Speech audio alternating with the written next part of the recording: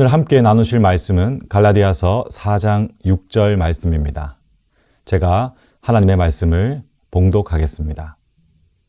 너희가 아들이므로 하나님이 그 아들의 영을 우리 마음 가운데 보내사 아빠 아버지라 부르게 하셨느니라. 아멘. 12월의 마지막 달 가정예배로 함께하는 모든 영락교회 성도님들 한 분 한 분의 삶에 하나님의 사랑과 은총이 가득하시기를 축복합니다. 날씨가 이렇게 추워도 가정 가운데 그리고 우리 삶의 자리에 따뜻한 하나님의 사랑이 느껴지면 별로 춥다 이렇게 느껴지지 않을 수도 있습니다. 건강과 충만함이 하나님의 사랑과 은혜 가운데 있는 여러분들이 되시기를 다시 한번 기도드리겠습니다. 우리가 어려운 환경과 상황 속에서 신앙으로 그리고 하나님의 자녀로 살아갈 수 있는 그 확신 중에 구원의 확신이 있죠. 이 구원의 확신에 관련해서 여러 견해들이 있는데 특별히 한국에서 가장 성공적인 교회 성장을 보여줬던 오순절 계통의 교회에서는 방언을 할 수 있는지 없는지에 관련된 이야기를 하고 있습니다. 그러나 우리 장로교, 특별히 말씀을 중심으로 하는 신앙을 중요하게 두고 있는 교회들은 좀 다른 관점에서 구원의 증거를 이야기하고 있는데요. 오늘 그 구원의 증거에 관련된 이야기를 중심으로 우리가 가정 가운데 그리고 자녀들과 모든 형제 자매들이 어떤 마음으로 주님 앞에 서야 되는지 말씀드리고자 합니다. 제가 대학 시절에 우리 교회 청년부처럼 시골 교회에 봉사활동으로 간 적이 여러 번 있었습니다. 그 중에 교회학교 교사로 시골 교회를 섬겼는데 잊혀지지 않는 사건 하나가 있습니다. 교회학교 교사를 하면서 여름 성경학교를 진행했고 5명에서 6명 정도 되는 아이들을 한 반을 맡아서 2박 3일 동안 가르쳤습니다. 그 중에 절반 이상이 교회를 출석하지 않는 예수님을 믿지 않는 아이들이었는데 유독 부산에서 왔던 한 여자아이가 저를 따랐습니다. 처음 봤는데도 마음을 열고 저를 얼마나 아껴주는지 제가 선생이었지만은 오히려 그 학생 때문에 2박 3일의 시간들이 참으로 행복하고 부담이 되지 않았습니다. 2박 3일의 여름 성경학교가 이제 끝나는 마지막 정점이 뭐냐 하면 구원의 확신을 얻는 영접 기도를 하는 시간이 있었습니다.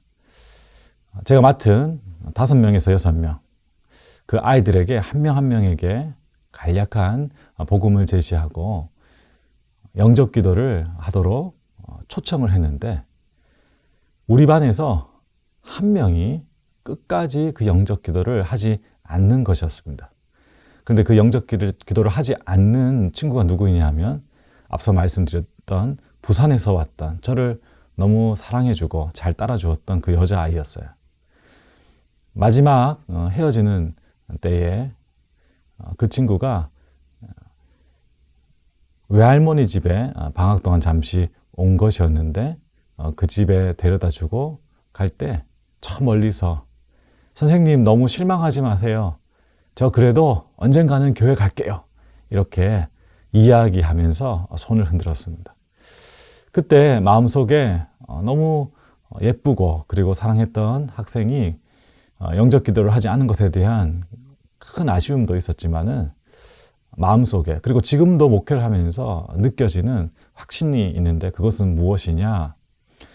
인간적인 것들 그리고 사람의 태도와 수고들이 분명히 복음을 증거하고 그리고 구원을 얻는 하나님의 도구와 가교 역할을 하지만 구원이라는 것은 하나님 주시는 전적인 은혜라는 사실을 다시 기억하게 되는 것입니다.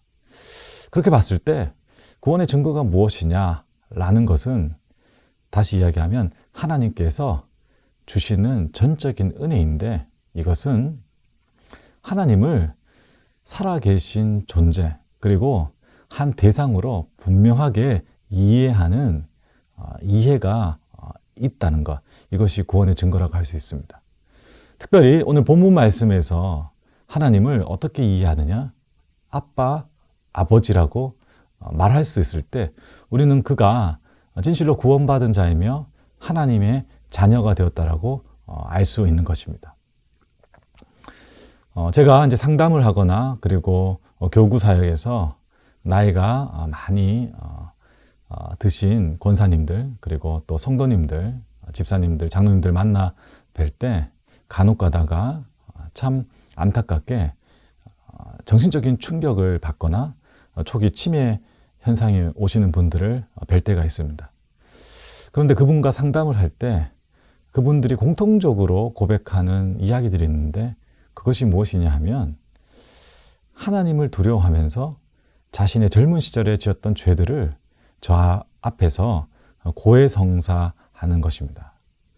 그런데 자신의 죄를 저에게 이야기하는 것 이상으로 확실하게 느껴지는 것이 무엇이냐 하면 하나님을 아빠, 아버지, 내가 정말 사랑하고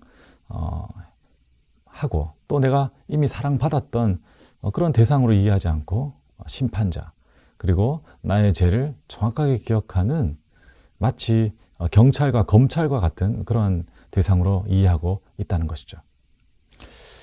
동일한 표현, 아빠, 아버지에 대한 내용이 신약성경 로마서 8장 15절에 나타나는데 거기서는 더욱더 분명하게 아빠, 아버지라고 말할 수 있는 이들의 정체성과 그렇지 않은 이들의 정체성을 대조적으로 이렇게 이야기하고 있습니다.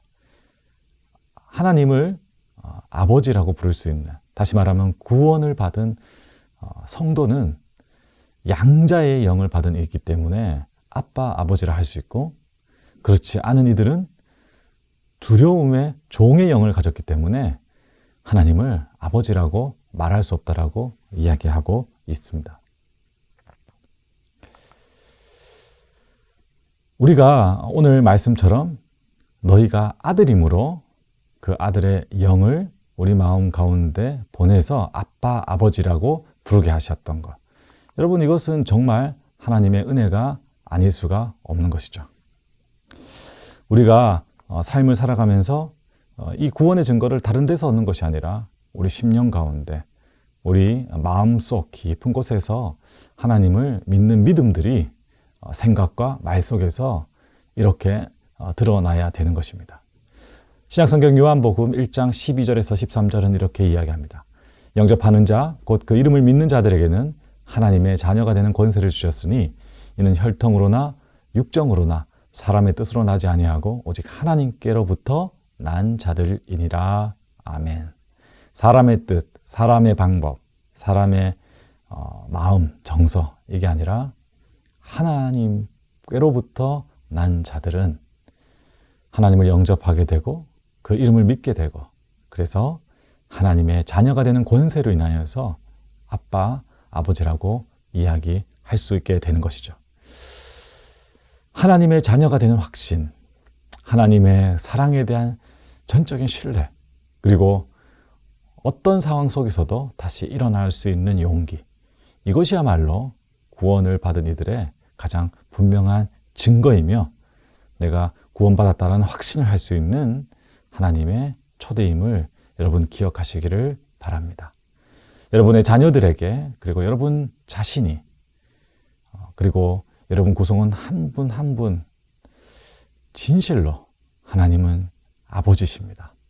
저를 사랑하시고 저를 끝까지 포기하지 않으시고 저를 붙잡고 계시는 하나님, 아빠, 아버지십니다. 그렇게 고백하는 이번 한 주가 되시기를 예수님의 이름으로 축복합니다. 기도하겠습니다. 하나님 아버지, 감사합니다. 주님께서 허락해 주시는 큰 사랑 가운데 우리를 구원하신 은혜를 오늘 이 시간 다시 한번 기억하게 해주셨습니다.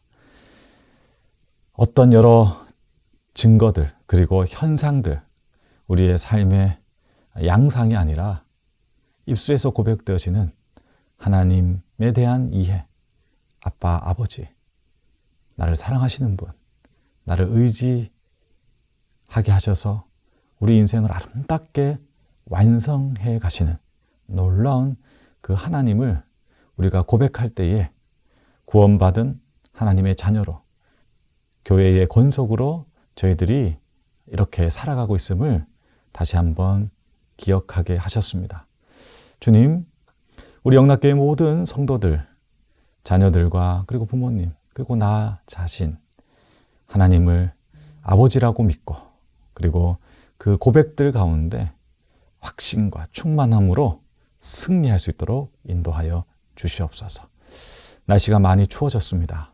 이 겨울 하나님의 사랑으로 다시 오실 예수 그리스도를 기다리는 이 대림의 놀라운 은총의 시간을 보내면서 춥지 않고 그리고 오히려 연약하고 그리고 이 추위에 쓰러져 가고 있는 이웃들을 따뜻한 가슴과 하나님의 은혜의 충만함으로 끌어안는 우리 모두가 될 수 있도록 복내려 주시옵소서.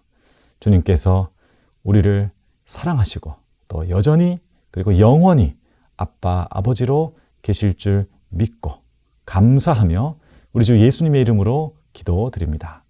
아멘.